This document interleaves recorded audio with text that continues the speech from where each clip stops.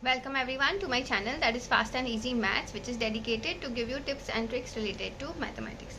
So students, today we are going to calculate an indices problem. Okay, so the problem is we have a cube root and then we have 5 raised to 9 into 5 raised to 6 upon 5 raised to 12, and these are the options given.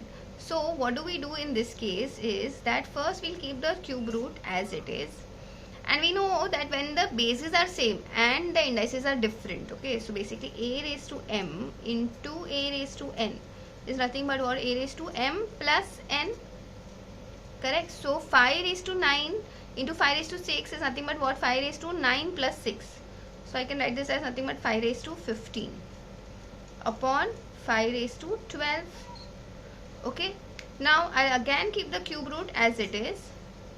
Now we know that 5 raised to 15 or any number which is raised to an index, and the same number is then divided with another index. So when you have a division, the indices what? They are subtracted. So now this is nothing but what? 5 raised to 15 minus 12. So this is coming out to be cube root of 5 raised to 15 minus 12 is nothing but 3. So this cube root and this 3 will cancel. So final answer is 5. Now coming to your DIY.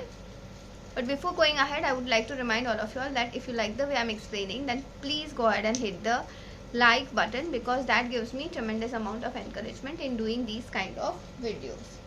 So now you will have to tell me what is the simplification of square root of 4 raised to 8 into 4 raised to 2 upon 4 raised to 9. Do let me know your answers in the comment section. So that's it for today. I will see you in the next video.